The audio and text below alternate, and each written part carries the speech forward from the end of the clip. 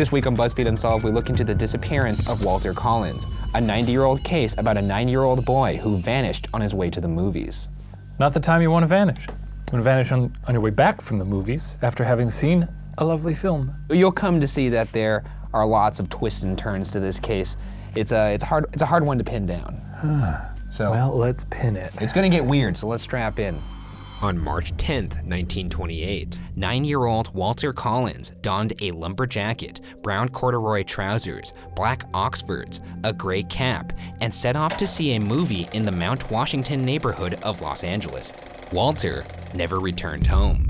His mother, Christine Collins, a telephone operator, reported her son missing 5 days later on March 15th. Well, immediately there are some red flags here. Because I'm gonna do the math.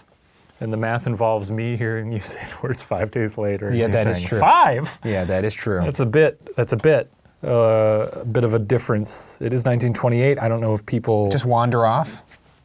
maybe. I mean, you strike me as a kid who wandered off. Maybe I was a didn't come back at wanderer, curfew. bit of a wanderer, but I always reported back by, The certain time. 10 p.m. or so. Yeah.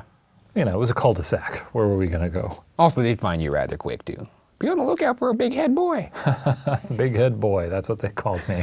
My parents, yes. Big head boy. At that time, the city was still reeling from the kidnapping and gruesome murder of a 12-year-old girl, Marion Parker, that had happened only 3 months earlier.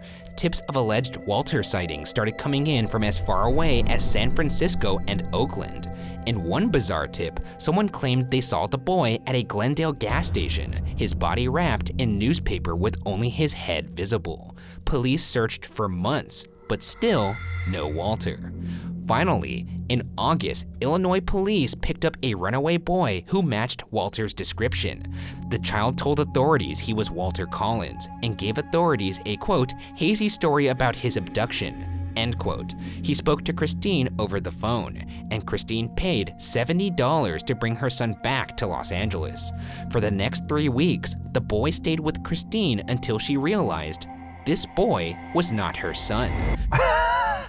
See? Okay, well now I'm onto something. Because it took this lady 3 weeks to realize that this boy, who probably... Oh, okay, all right, I'm gonna cut you off right there. He's 9 years old, that's a full person. Yeah, but here's... And she's like, well, I'm pretty sure he's my boy. Well, he's got the same haircut, he wears the same clothes. Yeah, but you gotta add in the grief factor. This mom thinks she lost her son, and she is now hoping for any sign of good news, and they say, this is your boy, he says he's your boy. You're gonna naturally want to believe it. But after a while, you gotta face the facts. That's not her son. You're right, he's 9 years old. He clearly has defining features at that point. So is the idea here that maybe this was just some down on his luck boy who'd read the paper and thought, well, here's a meal ticket. I look kind of like this boy, maybe a little bit like him. I'll tell him I'm this boy. Well, I guess we'll have to find out. Okay, detective brain.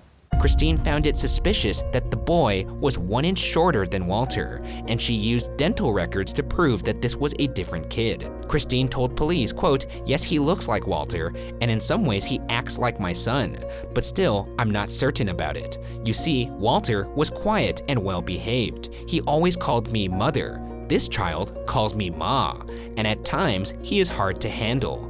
I certainly hope he is my son, but somehow I can't bring myself to believe it, end quote. I love this new Walter. I'm a big fan of him. Oh, like he... Waltzing into the place like he owns it. Yeah. Hey, Ma, why don't you make me some apple pies, huh? Ma, PB&J, now. I asked you 5 minutes ago. What's up? The police, fixated on closing the case because of public pressure, insisted it was Walter. They conducted a series of tests to prove the boy was Walter. They had the boy find his way back home from memory and brought in Walter's pet dog, who allegedly recognized the boy as its owner. Still, Christine was not convinced. I mean, dogs are dumb. I love how she was like, look at his dental records, it's not him. And they're like, hey, does this doggy recognize you? Also, puppies just like little boys.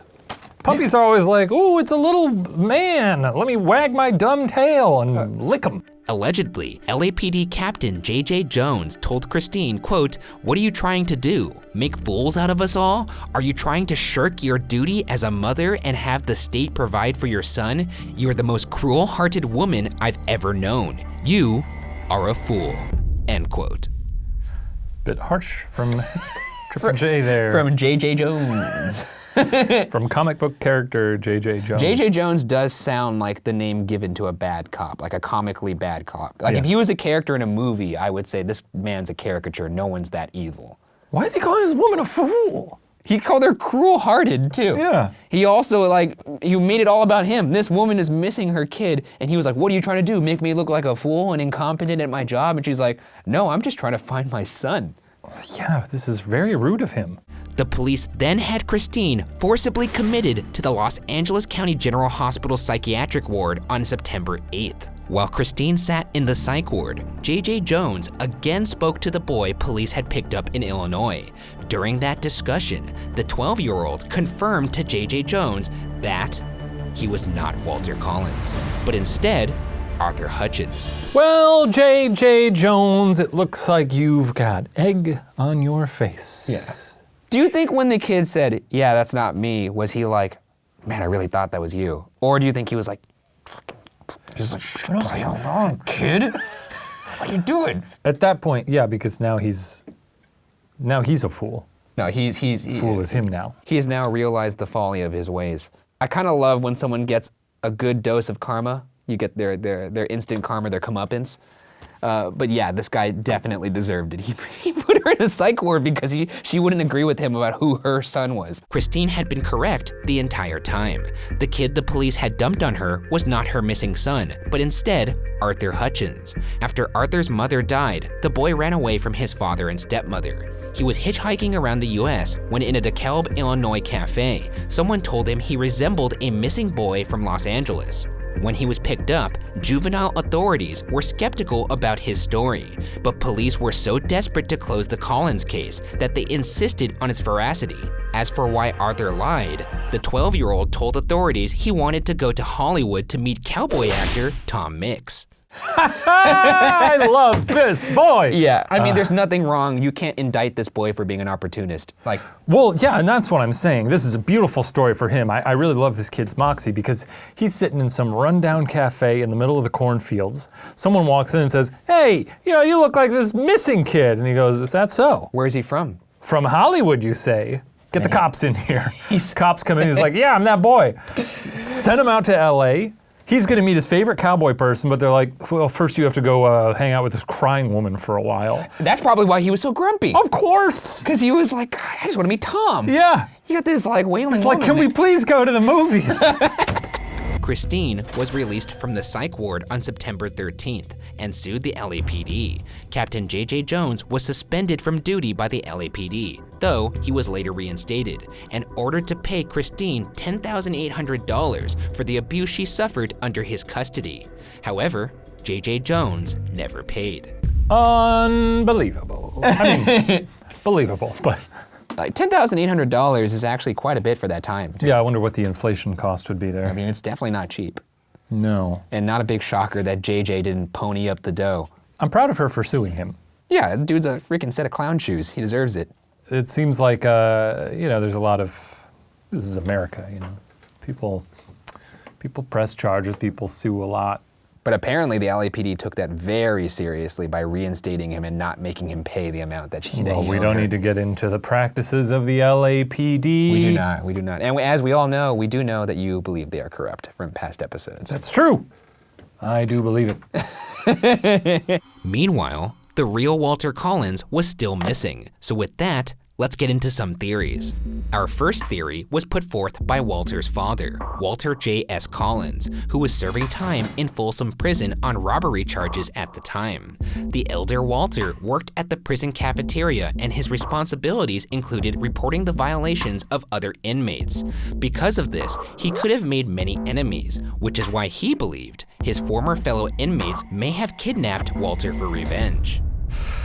All right, I guess that is a theory. That is a theory. Not my leading theory, but it is a theory. You wouldn't just knock him on the head or something? A guy writes you up for taking too many mashed potatoes and you're like, I'll tell you what we're gonna do. We're gonna disappear his boy once we're out of here. I don't think they have the foresight to plan that out. You get angry in prison, it's happening right there and then. You're not gonna be like, I could.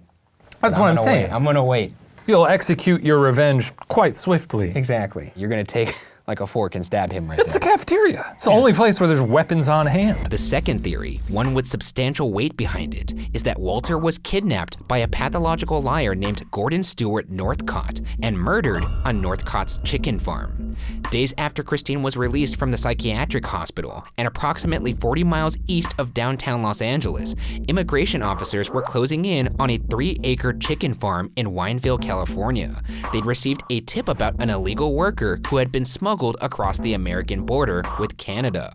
The chicken farm belonged to Gordon Stewart Northcott. After he convinced his father to buy him the land in 1926, Gordon claimed he needed help running the farm. He drove to Canada to visit his sister Winifred in Saskatoon. He talked Winifred into letting him take her 14-year-old son, Sanford Clark, with him to the farm. Chicken farms really scare me. Why is that? I think it may be sort of a Texas chainsaw vibe. Any sort of super rural area where there's one guy and a lot of animals. There's some crazy stuff happening in that farm. Probably smells. Yeah. Just a fair warning, you're gonna wanna buckle up for this one because this is not my favorite story. There, Gordon began to physically, emotionally, and sexually abuse Sanford. Sanford's story, unfortunately, was only the start of the horrors young men met at the hands of Gordon Northcott. Gordon had a pattern of kidnapping and murdering boys, then dissolving their bodies in quicklime. In August 1928, Sanford's 19-year-old sister, Jessie Clark, came to visit her brother on the farm. Sanford told her everything that had happened. Jessie alerted their mother, and they contacted the American consul, telling them that Gordon had smuggled Sanford from Canada. When investigators got to the chicken farm, Gordon, along with his obsessive mother, Sarah Louise Northcott, had fled. So this is just a serial killer who may have been involved in all this. May have been involved, and we're gonna get into Definitely a serial killer. He is a serial killer, I would say, and we're going to get into how he was maybe involved. Okay. Police found blood-soaked ground and bodily remains around the ranch, and Sanford was safely taken into police custody. Items belonging to missing young boys from Southern California were found about the property, including Boy Scout badges, library books, and letters written to their parents. Nelson and Louis Winslow, 10 and 12-year-old brothers missing from Pomona, as well as a Mexican boy named Alvin Gotea, were among those victims whose possessions or remains were found. On September 15th, Sanford told investigators his story. Police showed him 30 photos, hoping to identify other victims who met their fate on the farm. One that Sanford positively identified was Walter Collins. So, Yep. Yeah. I mean, I don't think you would forget that, right? I don't know. And there's I know. no reason for him to lie. No reason for him to lie. It's just, I guess I don't know how many people he'd come into contact with there. While he was there, right? Yeah. I mean, pretty damning though, I would say. Yeah, not great. No. Gordon and his mother were arrested in Calgary, Canada on September 20th and extradited back to the United States to stand trial. Gordon initially confessed to the murder of 9 young boys, but was only charged for the deaths of 3. There wasn't enough evidence for him to be charged in the death of Walter Collins, but Gordon was nevertheless sentenced to death by hanging and was executed on October 2nd, 1930. Though Gordon wasn't convicted for Walter Collins' murder, his mother spent the rest of her life in prison after confessing to having killed Walter with an axe and burying him in a chicken coop. The notoriety from the gruesome murders was so bad, the town of Wineville decided to separate itself from that chapter of its history when in 1930, it renamed itself Mira Loma. You ever been? No, I haven't been to Mira Loma, but if I had, No, you're a Southern California guy. Before this story, I would now be a little unnerved. Well, they changed the name. But just the idea that something so bad happened in the town that it changed its name. Bad things happen in every town, I'm telling you. Yeah, that's true. We live in Los Angeles. I'm sure there's dozens and dozens of bad things happening every day in Los Angeles. It's a dark town sometimes. It's one of those things. No, we don't. Yeah. As he awaited execution, Gordon sent Christine a telegram saying he would tell the truth about Walter if she came to talk to him in prison. Christine went to San Quentin on the eve of Gordon's execution, but Gordon backpedaled, saying, quote, "I don't want to see you. I don't know anything about it. I'm innocent." End quote. Gordon also left several notes in his cell, some saying he'd never met Walter, some accusing Gordon's father of kidnapping and murdering the boy. A pathological liar, it's impossible to know what Gordon said was true and what was fabricated. It's weird that this case is unsolved because it seems pretty cut and dry, but he wasn't convicted for the murder. He's saying that he didn't do it, but then his mom is saying that she did it. He confessed to 9 other ones, though? In some of the letters in his cell, he said that he didn't even know the boy. It goes back to that deathbed confession thing where he knows he's about to be executed. Why not just come clean? Yeah. So in a weird... He's already taken the rap for... Yeah, so might as well just come clean. But, we're trying to, dissect the mind of somebody who is clearly capable of very, very evil acts. So I don't really know if there's much merit to that. But this is, I guess, technically still unsolved because he wasn't convicted for the murder, and he's saying that he didn't do it, when I think it's safe to say that he did. Well, we'll never know. 5 years after Gordon was put to death, one of the young men thought to have been murdered on the chicken farm turned up alive and well, opening up the possibility that Walter, too, had escaped a fatal encounter in Wineville on that chicken farm.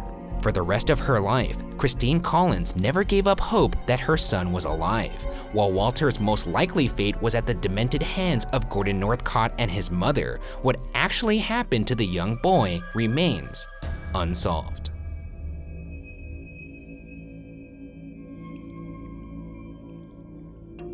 Yeah, that was a long, windy, uncomfortable road to get to the conclusion there, but trust me when I say that I tried to make that as palatable as I could because I would not recommend looking up this man's history because he is far more of a monster than we presented here. Well, I will take you up on that recommendation and Yeah, don't avoid look it entirely. Yes, I would do the same. It's been a treat here today. Thank you for inviting me on another spooky little tale. Yeah, let's go home, take a shower, I'll call my mom. You call your mom in the shower? Hey, ending on a funny joke. Okay, see you next week. It was a beautiful sentiment, and you ruined it